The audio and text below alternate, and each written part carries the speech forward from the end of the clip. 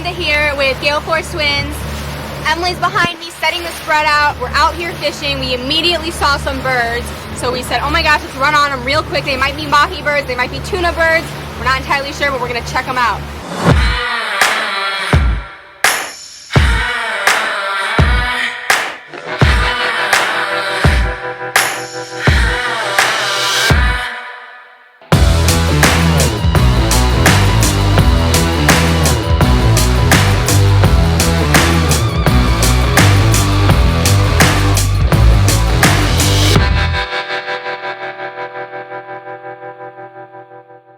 Now that we're a little closer, I can see that these are clearly tuna birds. So if you're wondering the difference between tuna birds and mahi birds, tuna birds tend to be bigger groups, like 10, 20 birds. They're moving fast, tough to keep up with, whereas mahi birds tend to be 3, 4 birds, a little bit easier to keep up with, moving a little slower. So I'm closer, I can see we've got some tuna birds out here. We are gonna do our best to grab a blackfin tuna, hopefully not a bonita or something. It could be skipjacks, but let's go get some sushi.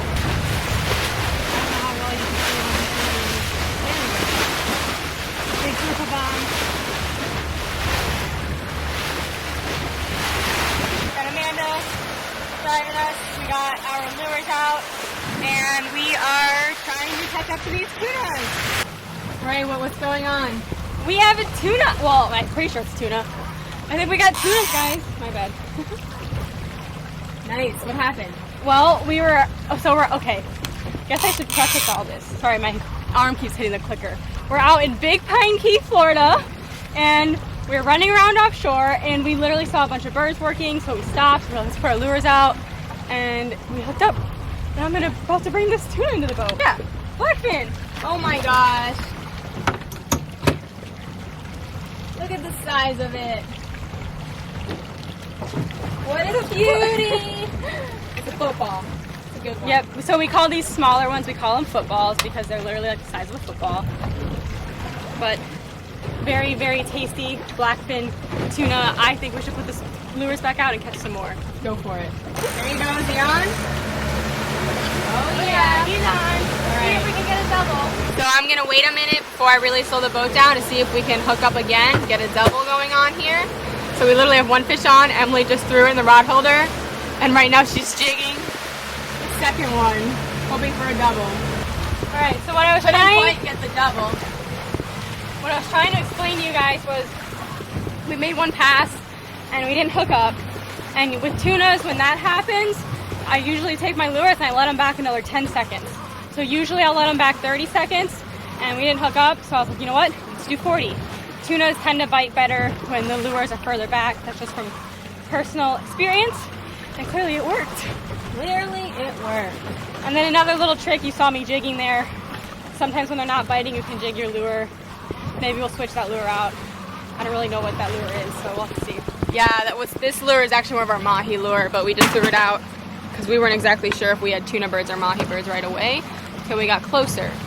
Wait, you gotta reel one in! Wait, what am I supposed to do?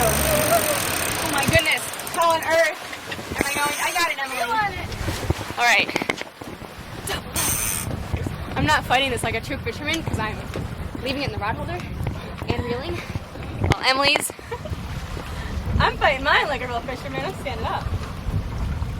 Alright, so basically, guys, when we saw the birds, how far were you from them when you told me to put the lures out, Amanda? 100 yards. Alright, so maybe like 50 or 100 yards away. We just took 2 rods, 2 lures, threw them out for basically 30 to 40 seconds. We actually made one pass on the birds and we didn't hook up. So I said, well, I'm gonna let the lures out further. And with tunas, that usually works. So usually I'll do 30 seconds, and if it's tunas, I'll do 40 to 45 seconds out. And it just worked. Basically, I like to think that when you're tuna fishing, you really want to keep the lures past the whitewash of your boat. You want to way back. Tunas don't like to come into the whitewash. Mahis don't really mind, tunas do. Emily's tunas to the boat. He's here. I see him. Blackfin! Yeah! Nice! That's a little one, a little football. That would be your football-sized blackfin tuna. Pick them up. little trick, guys, when they shake their heads a lot, pinch the cheeks. Stops them from shaking. You can get the hook out better. Show me what's there. Pretty, beautiful. I love how gold they are. Yeah, it's crazy. They literally, look at that. You can see the imprint of where their fin goes. They're like little bullets. See that? Right. Very streamlined, beautiful fish. I think this is going to be tasty. I think we should make some tuna salad. That is a great idea. I love tuna salad. So let's right. put them on the ice. You gotta bleed them. Bleed them. So all I'm going to do, I'm going to grab right here and there we go.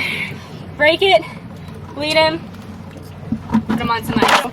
The lure that we have is this little tuna feather on a little, this is a, I believe it's a 6.0, yeah, 6.0 J hook, and this is 40-pound fluoro. Super, super simple. These little feathers work great. We have this blue one here too. This is the other one. That is the other blue feather that we use today, and this is basically all we use to catch. It's basically maybe 5-6 feet of leader, straight to a snap swivel, and basically our main line. It's super simple, super straightforward. We saw all these birds working really heavily, and we ran over to them. We threw our lures out. We caught some tunas, and after we caught a tuna or two, we lost the birds again. So we ran around and looked for them. And I'll show you on the screen here. You can see all these, this section right here in 300 feet of water. All the squigglies. Something good to know with tunas is when you lose sight of them, they can kind of stay in the same area. So we just drove around in circles in the same area within a mile or two of it, and we found them again, and we think we found them like 2 or 3 more times.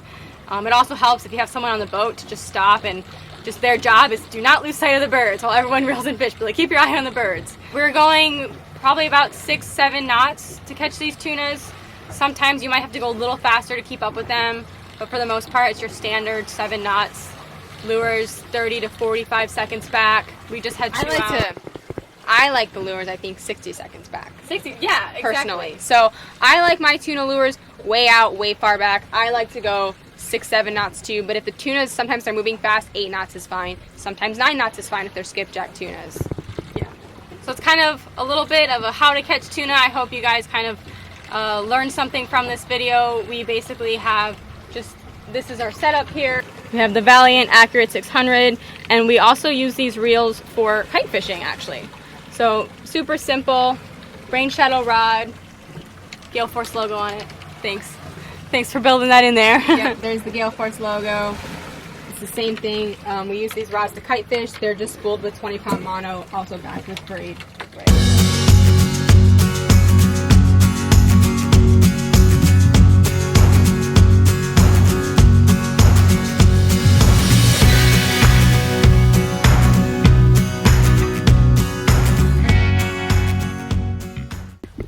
Back at the dock, we are going to fillet this blackfin tuna.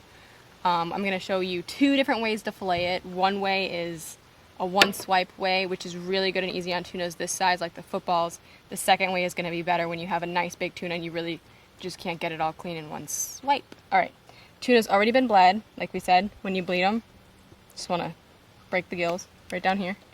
And with the 1-swipe method, I start at the back. Always start with a sharp knife. A dull knife is a dangerous knife. Well, any knife's a dangerous knife. Always cut away from yourself though. Like I'm never gonna like do this. I'm always cutting away. So I'm gonna start at the back of the fish. Cut down once I feel that backbone. I'm just gonna follow that backbone. Nice and clean.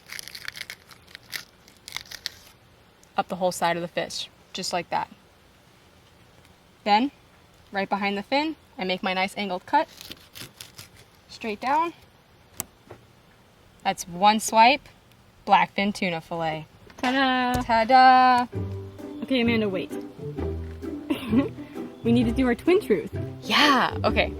Twin. Okay. Twin. Think about this. Twin truth time. Of the video is. Is. Oh, I have one. What? In high school. Oh. All right. Twin truth. So everybody thinks that we do everything together. Absolutely everything. We fish together. We live together. We hang out together. We work together. We work together. We go to the gym together. We share our cats together. All right. But when we were from 2nd grade all the way through senior year of high school, we never had the same classes. Not one. Not one. Except Latin. Except Latin. We took Latin together. But on second grade specifically, our parents were like, okay, let's put them in their own classes because they already share everything and they share a face and and a body, practically. So they intentionally tried to give us separate lives. So we never had the same classes in school at all. And then it wasn't until college that we had our first classes together. Very true. There's today's twin truth. All right, That was back to this interesting. tuna. Back to this tuna. All right, so I'm gonna fillet this tuna as if it's a nice big tuna and I really can't do it in one swipe. So I like to outline the fish. So does Emily. It's kind of how we like to do it. Just make a nice cut on the back side. And then I'm just gonna follow the backbone up. Just kind of clean the skin. Clean the skin. Just kind of a clean slice through the skin. That's what I'm trying to say. Just gonna make my nice, there we go. Once I get through the skin, I just like to follow it up the backbone. I think it makes it a little bit easier for me. Kind of gives me an outline and a guideline to follow. But there is no right or wrong way to fillet a fish as long as you get all the meat off. I made my nice clean swipe up the skin to give myself an outline, and then I'm going to stick my knife in and find that backbone. Once I feel the backbone, I'm going to continue to follow it up. Follow the backbone, just like this. Following the backbone. See, even I missed a piece. So there you go. I got my fillets off the top of the backbone. So what I like to do is, down here is mostly organs, so I don't worry about over here.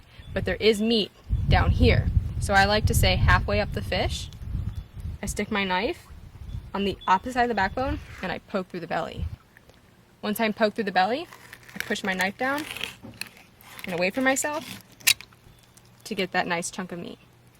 Then I have to cut away from all the organs, so I'm going to cut up this way. Put my left hand back here, always cutting away from myself. Okay. And the last step, again behind the fin, make your diagonal cut. Ta-da! Ta-da! 2 ways to fillet a tuna. To fillet a tuna. Now I'm going to cut the bloodlines out. Now I'm going to cut, this is like the stomach. Just make a nice angled cut. Get rid of that. Nobody wants to eat that. Then, this is the bloodline. Cut the bloodline out, straight down, on both sides. Just like that. Get rid of all that, okay? And I am going to cut the skin off of this. So, the way I like to cut my skin, I'm going to pinch back here. I'm not going to worry about this little tiny piece of meat because I want to make sure I have a good grip. Some people like try to really get every piece, but I feel like you lose more fish by making mistakes that way. So I grab my fish, cut down till I get to the skin, turn my knife, try to make nice clean slices, just like that. Skin's gone, there's your fillet. Alright, so that's how Amanda likes to get the skin off. I have a different idea. Alright, we're going to trade and Emily's going to show you how she likes to de-skin. De-skin. De-skin her tuna. Same thing though. Gotta get the stomach out. Okay.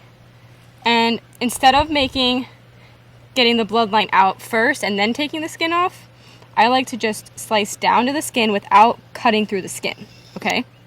And then when I get down here, I turn my knife and I'm gonna make a swipe against the skin. And I'm gonna do that working my way up.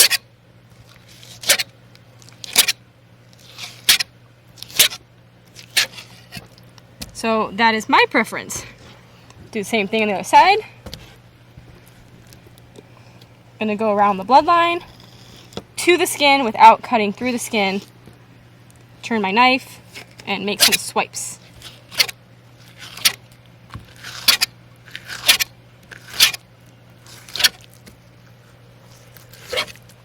Ta-da!